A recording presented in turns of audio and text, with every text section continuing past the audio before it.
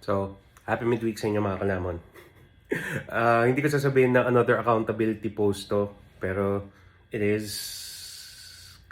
more of a continuation ng kahapon. So, nasabi ko kasi kahapon na meron tayong shoot ulit. Nagkataon lang na due to rescheduling ng mga restaurants kasi nagka back-to-back yung mga ilan. And we still have a couple more kasi come until the end of February. So once again, maraming salamat sa trust. So kung sakali man na may mga gusto pa magpa-feature, kung sakali, just hit my DMs, yeah. Let's figure something out. Ngayon, papunta tayo na Makati Avenue and we're actually gonna be taking the bus eh. Niisip ko, parang, try to walk or build up my appetite a little bit more bago tayo pumunta doon. So, yeah. Yun lang sasabihin ko dahilan kaysa sabihin na ang Grab papunta kasi doon ngayon nasa may 250. Yeah, ayoko naman ng gumastos. Saka na muna sa weekend na siguro or whatnot. Pero maliban doon, ito na rin yung oras natin ngayon in the fast. So, we're going to 23 hours now and nakakatawa. Yeah, nakakatawa. It has been challenging lalo na for the first few go-abouts na I'm doing this protocol. Pero I think I'm getting used to it naman. Parang hindi ako nagka-crash, hindi ako nagka-crave ng food. And kung sugar craving naman, nandun naman yung mga zero sugar sodas, mga ganun, Coke Zero, mga ganun. Which is actually approved din nung nutritionist ko. As long as i-prioritize pa rin natin of course hydration, tubig para ma-flush out lang yung salt, toxins and all that. Tapos kung sakali lang na mag-crave ka ng sugar or anything parang would want you to eat food. So maganda tayo. Zero sugar. So with that being said, sige, yun na muna. Tapos punta tayo dun. So while I was listening to this hit, I appreciate yung pagnuod at pagsuporta ni Almanu. Napakaganda ng kanta. Pakinggan nyo yan sa Spotify. Right, so ako ay sumakay ng jeep at pagdating natin dito sa May Buendia, ako ay tumuwid papunta sa kabila. So wala pang build up ng traffic ng gantong oras pero it's all good. Nagkamali nga ako parang nakalagay pala dun sa karatula, hindi pala siya pupunta ng Makati Ave kaya ako ay tumuwid na lang. So shoutout kay Nico na nakasabay ko sa bus at kasabay ko din naglakad papuntang Paseo. Pagkababa namin dito sa may bus, traffic was still so-so, yeah. And I hope it's just smooth sailing.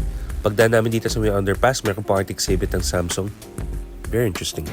So meron ng parang pa TV exhibit, art exhibit dito sa underpass.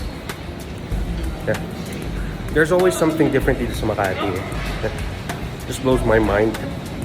Yan din pala. So yung bus ay hindi dumadaan na Makati Avenue. So ang gagawin natin, wala Paseo, maglalakad tayo papunta Makati Avenue. Papunta Poblacion. Layo. Yes sir. Back in the old stomping grounds. Okay. Dahil nandito na rin ako, screw it. Kamustahin natin yung mga tropa. So, because I'm near, ako'y pumunta kay Mami Elsa.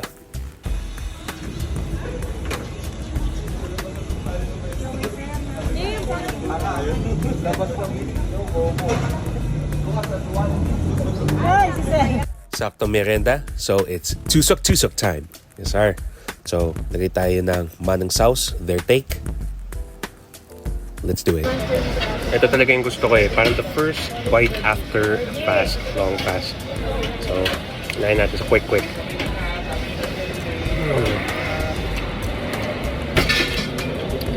The first bite after a fast, automatic. Grabe. Ba talaga pag umuusok at mainit pa yung merienda, hot food, super solid. And kumana rin ako ng fried liam silog. Yes sir. So, egg, fried liempo, samahan din natin ng hotdog, and rice, round it out. Sir, that was good. Naipagkamustahan na lang before I left. Some things never change. Yes sir. Okay, so ngayon ako ay napasarapang kwentuhan kina Mami Elsa. Namiss ko Namiss ko yung mga tropa malayo pa yung lalakarin. So, ayoko kasi pumunta doon ng pawisan. Kaya, I have decided to book a Grab na mula doon sa Stratosphere papunta sa Makati Avenue. Mura na rin. Yeah, compared to, kung magagaling ka ng TAP na nasa may 250. Sige, go look the other way. Teka, patahan mo tayo sa pick-up point. Naglakad dito sa may kabila at tayo ay pumunta dito sa Stratosphere. Since nakapin dito ang Grab, inantay lang natin. Hindi pa naman nagbe-build up yung traffic so madali naman siya nakarating ka agad. At pagkasakay ng Grab, you're on our way. Yes, sir. Hanggat maaari kasi pag may mga shoots na ganito, ayoko masyadong haggard kasi pumunta So ngayon tayo ay dumaan dito sa may Paseo. Dito tayo dadaan papuntang Makati Avenue.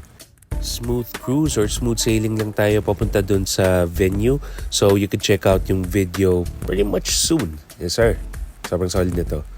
Pagkatapos noon, I went to the gym to do arms. So ngayon, philosophy natin, forearms first, and then triceps, and then biceps. Again, yung approach ko dito is more volume. So 2 warm-up sets, tsaka 3 working sets. Again, focusing lang on putting much blood into the muscle ba? Dahil kasi that's how you build muscle Yes, sir.